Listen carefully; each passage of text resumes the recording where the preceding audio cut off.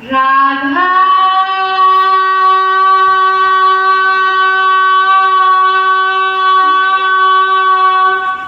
स्वामी,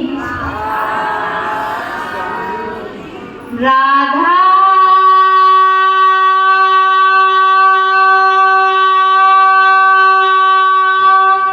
स्वामी, राधा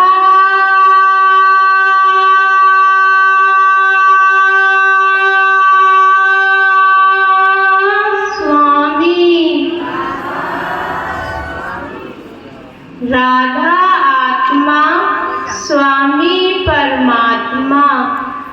राधा आत्मा को कहते हैं, स्वामी परमात्मा को। राधा और स्वामी, स्वामी जी महाराज कहते हैं, राधा और स्वामी दोनों नाम एक कर जानी।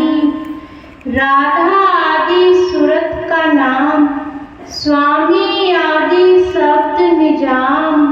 राधा प्रीत लगावन हारी, स्वामी प्रीतम नाम कहोरी।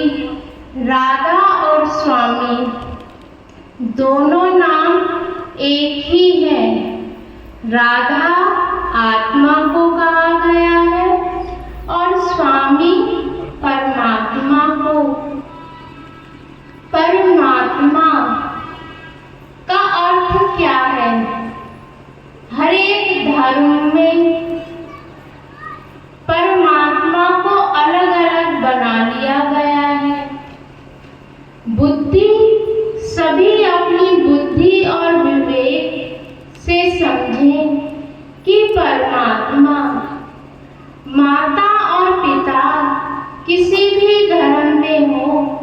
माँ का अर्थ स्नेह, पिता का अर्थ दुलार, अर्थात दोनों ही प्रेम के शब्द हैं।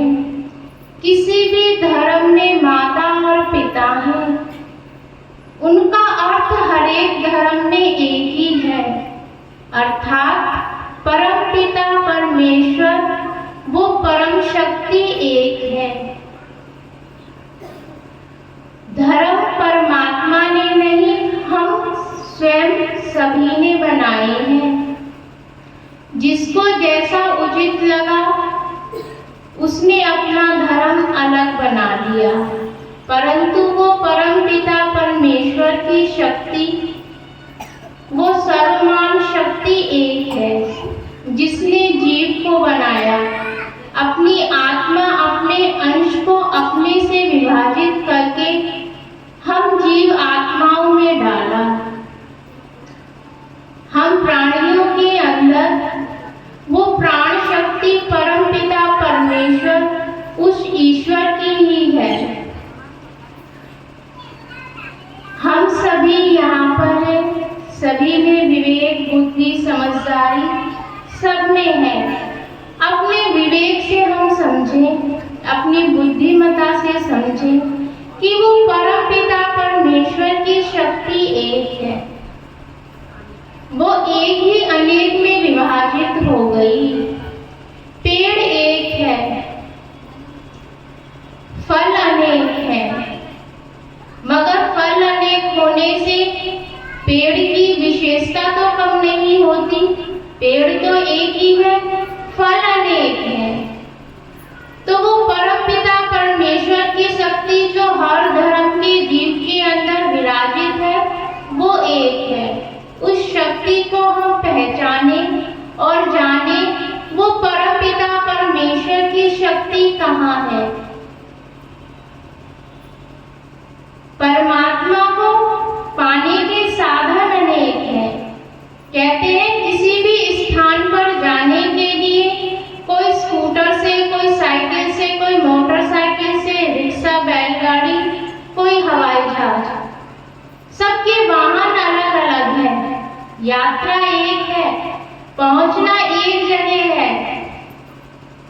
जब हम उस एक जगह पर उस परम पिता परमेश्वर की शक्ति, उस परम पिता परमेश्वर के धाम में जो भी जीव पहुंचता है, कैसे, क्यों, केवल, किंतु, परंतु, अर्थात वो सभी प्रश्न समाप्त हो जाते हैं जब हम उस परमपिता परमेश्वर की शक्ति को जान लेते हैं। तो हमारे अंदर उठने वाले सभी धर्मों के प्रति, सभी रीति रिवाजों के प्रति सभी प्रश्न समाप्त हो जाते हैं। एक छोटा बच्चा, उसके अंदर पढ़ने के लिए जो जिज्ञासा होती है, उसके लिए अनेक प्रश्न उसके अंदर होते हैं। ऐसे ही हम सभी अपने अपने धर्मों में उलझे हुए हैं, रीति रिवाज में उलझे हुए हैं।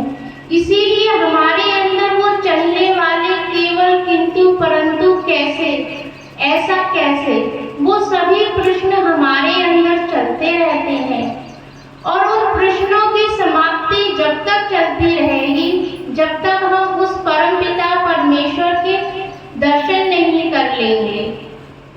जिस भी जीव को उसकी शक्ति का एहसास हो जाता है तो उसके अंदर उठने वाले सभी प्रश्न समाप्त हो जाते हैं।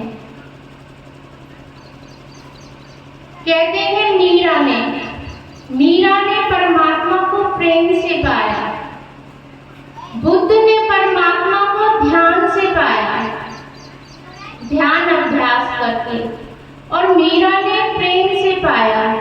गुरु नानक ने गीत गा गा के परमात्मा को पाया। परमात्मा को पाने के साधन सबके अलग अलग। मीरा ने इतना प्रेम किया कि परमात्मा को पा लिया। बुद्ध ने इतना ध्यान अभ्यास किया कि परमात्मा को पा लिया। गुरु नानक ने दिन और रात इतने प्रेम भरे भजन संगीत गाए कि वो चुप न हुए और परमात्मा को पा लिया। परमात्मा बहुत सरल और सीधा साधा, अर्थात वो शक्ति एक ऐसी अनूठी शक्ति है जिसे हम किसी भी प्रकार पा सकते हैं। सिर्फ उसके लिए सरलता होनी चाहिए। परमात्मा को पाने के लिए हम किसी भी प्रकार परमात्मा को पा लेंगे। सिर्फ वो लगन, वो अभ्यास हमारे अंदर होना चाहिए, वो लगन हमारे अंदर होनी चाहिए। एक गरीब बच्चा मोमबत्ती और लाइटें से भी पढ़कर डॉक्टर बन सकता है। कोई एसी में बैठकर भी पढ़ सकता है। कोई अनेकों बल्ब जल रहे हैं, उसकी रोशनी में पंखे से या बिजली से हवा करके भी डॉक्टर बन सकता है। सिर्फ साधन चाहे कुछ भी हो, परंतु लगन यदि हो तो वो कुछ भी बन सकता है। यही लगन है परमात्मा को पाने की, कि यदि लगन सच्ची हो तो परमात्मा को किसी भी प्रकार से पाया जा सकता है। सिर्फ हमें बनने की जरूरत है कि हम मीरा बन जाएं या बुद्ध या नानक। बनना बहुत आसान है, वो भी जीवी है, वो भी जीव रहे थे और हम भी जीवी हैं। वो भी आत्माएं थी और हम भी आत्माएं हैं। तो पाना कुछ भी कठिन नहीं है। सिर्फ प्रश्नों और उत्तरों में खोते खोते हम परमात्मा को जो सीढ़ी हमारे को दी है उस तक हम पहुंच नहीं पाते हैं। तो परमात्मा को पाना बहुत सरल है। सिर्फ अपने अंदर उठने वाले सभी प्रश्नों को हमें समाप्त करना होगा। एक मुस्लिम फकीर नाव चलाया करता था। उसकी दिन और दिनचर्या यही थी, नाव चलाना और अपना जीवन यापन उसी से करना। एक समय उसकी नाव में एक पंडित बैठ गया। उसको एक पार से दूसरी पार जाना था। पंडित कहते हैं चाहे पंडित हो, मौलवी हो, पादरी हो, किसी भी धर्म का कोई भी हो, जिसको थोड़ा सा अपने धर्म के बारे में ज्ञान होता है, ज्ञान होना ही अहंकार है। यदि उस ज्ञान को वो सोचता है कि ये ज्ञान मैंने पा लिया, तो वो शायद अपने आगे किसी को नहीं समझता। पंडित था, गीता, रामायण, भागवत सभी में निपुण था। पंडित जैसे ही नाव में बैठा, मुस्लिम फकीर से पहला प्रश्न, तुम कुछ पढ़े लिखे हो? फकीर ने तुरंत कहा, नहीं, बिल्कुल नहीं। पंडित ने कहा, तुम्हारी आधी जिंदगी तो ऐसे ही बेकार हो गई। नाव आगे ही चली थी कि दूसरा प्रश्न पंडित का, कुछ हिसाब किताब आता है? गणित वणित के बारे में कुछ जानते हो? फकीर ने कहा, मेरे पास हिसाब किताब के लिए कुछ है ही नहीं, तो मुझे हिसाब किताब की जरूरत ही नहीं है। देने वाला इतना दे जाता है, तो जिंदगी में जब मेरी मौत आएगी तो उससे मेरा ना ही तो कुछ वो मेरे से लेकर के जाएगा और ना ही इतना दे जाएगा कि उसमें मैं अपने साथ लेकर के जाऊं। तो इसीलिए हिसाब किताब तो मुझे आता ही नहीं है। परमात्मा ने इतना दिया है, सुबह की और शाम की 2 वक्त की रोटी मैं कमा लेता हूँ और खा लेता हूँ। 2 सवाल पूरे हो चुके थे।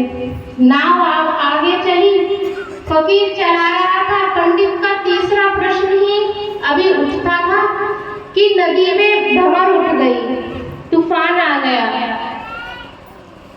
अब पंडित के तो सारे सवाल हो गए। अभी वो रामायण या गीता में से कोई प्रश्न करता ही, क्योंकि हिसाब किताब हो गया था, नहीं आता गणित, पढ़ा लिखा था नहीं, कुछ और पूछता परमात्मा के बारे में। इतने में नदी में भंवर आ गई, तूफान आ गया। अब नाव डगमगाने लगी। फकीर ने तुरंत पूछा पंडित से, तैरना आता है? पंडित ने कहा, नहीं। फकीर का बड़ा ही सरल स्वभाव, मेरी तो आधी जिंदगी बेकार हुई और आपकी तो पूरी जिंदगी बेकार हुई जा रही है। कहानी का तात्पर्य ये है कि इसका अर्थ ये नहीं कि मनुष्य व्यक्ति पढ़े लिखे ना, फिर भी कहने के लिए है कि सही है। कहते हैं, यदि परमात्मा को पढ़ लिख करके पाया जा सकता, तो जितने भी डॉक्टर, इंजीनियर, वकील और जो भी ऊंचे ऊंचे पदों पर व्यक्ति है, उन सभी को परमात्मा मिल जाता। या जितने भी पंडित, मौलवी, पादरी जितने भी हैं, सभी को परमात्मा मिल चुके होते। परंतु आध्यात्मिकता सबसे अलग है। वो पढ़े लिखे होने से नहीं, सरलता से जीवन में अपने स्वभाव में परिवर्तन करने से मिलती। इसीलिए उन पढ़े लिखों को यदि पता चल जाता कि पढ़ने लिखने से परमात्मा मिलता है, तो सभी को अभी तक परमात्मा मिल चुका होता। और साइंस इतनी आगे चली गई है कि आकाश और पाताल में भी परमात्मा होते तो वहां से भी खोज लाते। मगर परमात्मा ने अपनी जगह ना तो मंदिर में रखी, ना मस्जिद में, ना गुरुद्वारे में, ना चर्च में, ना ही कहीं धर्म स्थानों पर। उन्होंने तो अपनी जगह स्वयं मनुष्य के हृदय